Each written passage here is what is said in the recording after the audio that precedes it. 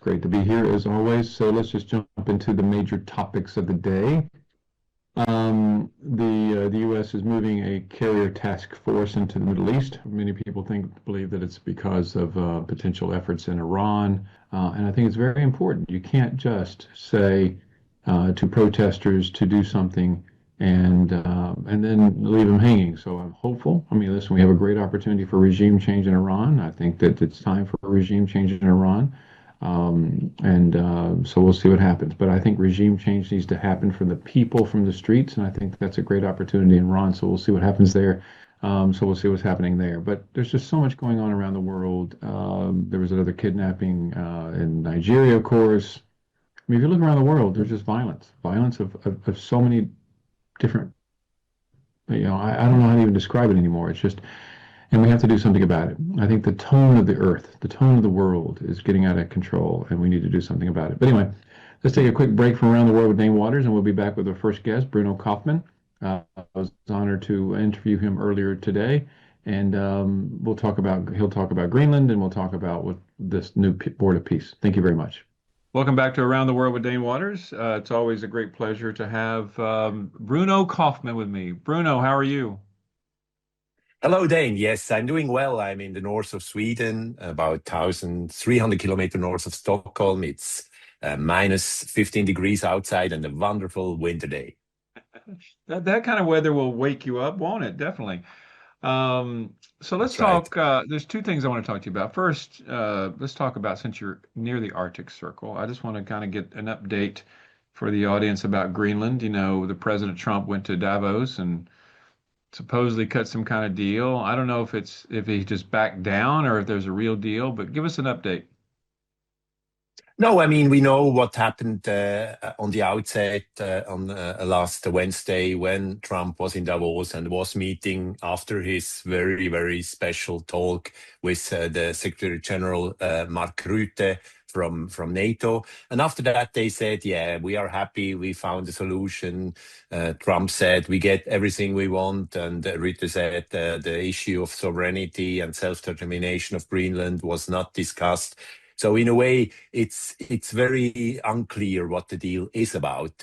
Just that all this talk about taking over Greenland, about even using military force, it's off the table for now. But it's still unclear to the Greenlandic government, to the Danish government, what really was agreed on.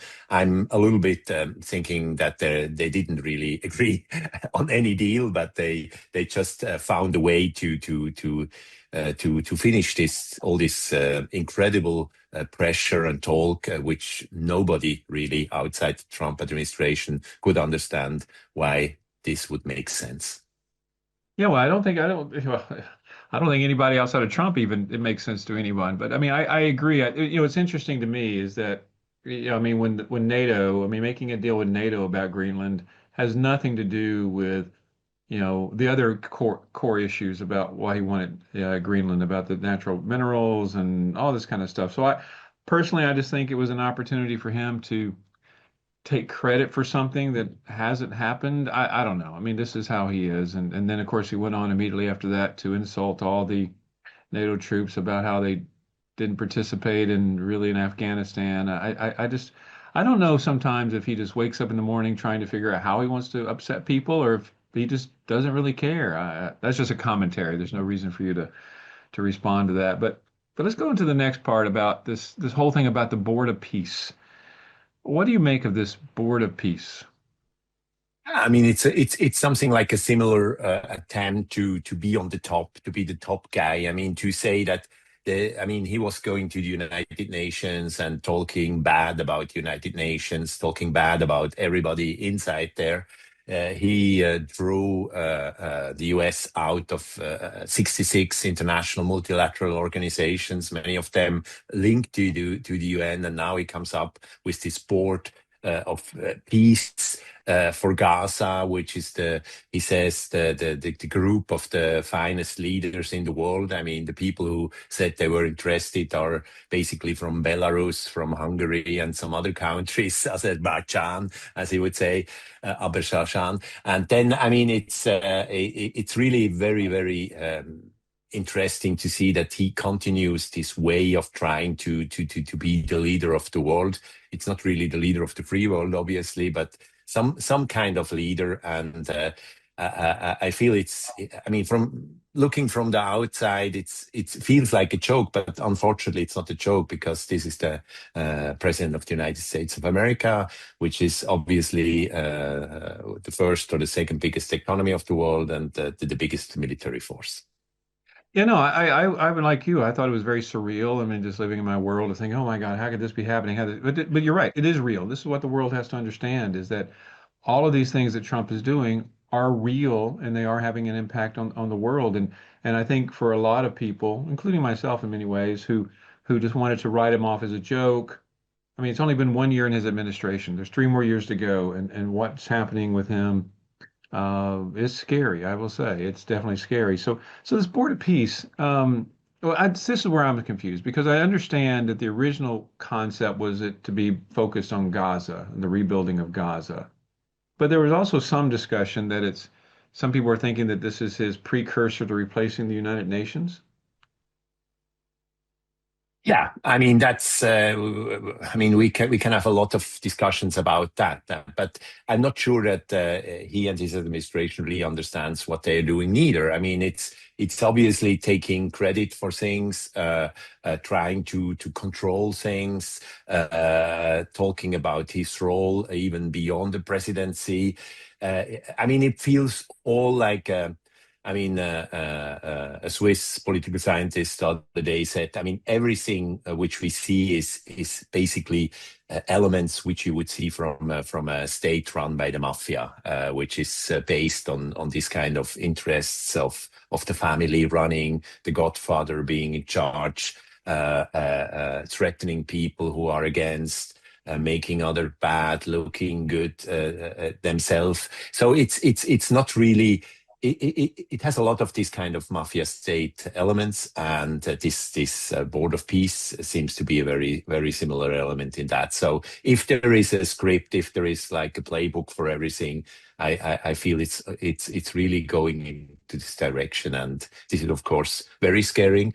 It's very unsettling, but at the same time, of course, it also creates a lot of like counter forces, and it wakes up people. I mean, this is really sometimes the good thing. I mean, looking into Greenland just now, I mean, the Greenlanders really arrived in this world in a way which they didn't wanted to, but now they do, and they have to take responsibility. They have to understand what they are doing, how they can develop as a country and as a society. So all these things are, if we look into the maybe from a few years ahead, it's in the best case, it's a wake up call to many people. Yeah, and I think that with the world finally changing and finally focusing on themselves, the reality is America becoming more isolated, and I think that what scares me about that is that with somebody like President Trump is that I don't think he's going to like being isolated. I don't think he's going to like being not part of the rest of the world, and I think that he may do even crazier things is one concern I have. But let me get back to this Board of Peace. Speaking of Europe, it seems like most of the European countries have chosen not to participate in the Board of Peace. Yeah, as it looks now, because I mean it has been oversold from the very beginning, and that's the problem with all these initiatives by the Trump administration. They are always telling this is the best, the most beautiful, the greatest thing the world ever have seen, and obviously people understand that this is not the case. I mean, why should this board of peace be really this kind of force, and why isn't it just trying to be a body which helps Gaza and the Middle East to become a more peaceful and wealthy place? I mean, if that would be limited, but as it is already sold like the place where all the greatest leaders of the world are uniting to create peace everywhere in the world, it's from the very beginning impossible to really do something practical out of it, and that, of course, in this world of tensions of geopolitics, everybody with a small sense of reality cannot really join that. And I mean, many leaders in Europe obviously said, I mean, look, which people, which countries have subscribed to this. I mean, Mr. Putin is invited, and the Belarusian dictator has said, yes, of course, I'm joining. So it's not really the group you want to associate with, and the people you feel that there will be a lot of peace coming out of it. Yeah, I mean, I think the point about Putin and Lukashenko is very important. I think that people have to understand that I don't know. Listen, I think the person who's winning the most out of all of this is Putin. I mean, Trump is not doesn't want to hold him accountable for any of his actions. Doesn't really blame him for the war in Ukraine, and now is inviting him back on the international stage and being the board of peace. I mean, Putin, wouldn't you agree, is the winner in all of this? I'm not sure. I mean, I mean, Putin is also in a very difficult situation. I mean, he has obviously not so many options to really develop his I mean, his country into a place where people want to contribute after all these years of war, all these daily terrorist actions in the Ukraine. I think most people don't really feel this could be or should be a friend of us. So I'm not sure that this will really help. I mean, for Putin, because he's not free to travel. His people really don't can say we do good things in the world. I mean, it's just the daily proof that even if they maybe talk a lot in this same sense, they will not be able to do that. So and within the regime in Moscow, of course, everybody looks also forward now, and I feel a little bit that he has become a lame duck. So I'm not sure that he has a great future, and even this board of peace will help him a lot. No. Yeah, well, I may be a lame duck, but the reality is, if America is not going to, what's going to be interesting is after this war ends in Ukraine, is he held accountable, for the war crimes? I mean, that's a whole different conversation there. But as far as the Board of Peace, I mean, one thing I found interesting is that in Davos, then you had Jared Kushner up there making a presentation about the restoration of Gaza, talking about 180 sky rises, I mean, high-rise buildings and all this kind of stuff. I mean, it's weird that on the international stage, you have his son-in-law, who is a real estate developer, talking about the future of Gaza. I mean, they've turned Gaza now, and Trump had said this a long time ago, but they've turned Gaza basically into a real estate deal. And they haven't talked about the underlying peace issues, the underlying issues about, Palestinian autonomy. I mean, what do you make of the plan for Gaza from this Board of Peace? Hard to say. I mean, I don't really see a plan. I see some ideas. I see some projections of their own thinking. I mean, uh, Trump talked for many years about Greenland as a real estate business, and now it's Gaza. I think it's just their idea of.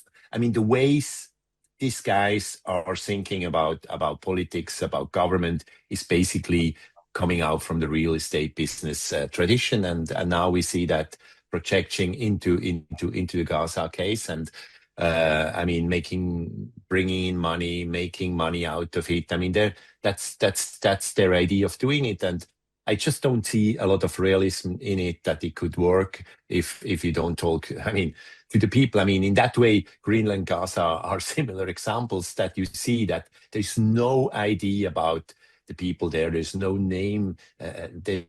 You don't talk with the people there. I mean, Greenland was again in Davos called a piece of ice.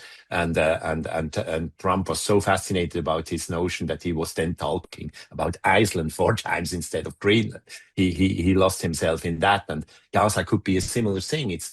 I mean, he thinks about the Casino Riviera, like Atlantic City on the middle Mediterranean. So it's really a question. I mean, constructively and looking in a way forward-looking ideas how this could be solved with that. I don't see any way that could move. And probably, I mean, Trump will not be around and his family around enough to be proven right or wrong in that way. I mean, they will just say, yeah, we tried, and the people were not friendly enough, and they didn't see the grandiosity of our ideas. So we don't do it, and that's probably the case in Greenland as well. Somebody really, talk to him and say, this is not a real estate business. I mean, this you will never make money out of that. The minerals in Greenland are so hard to harvest.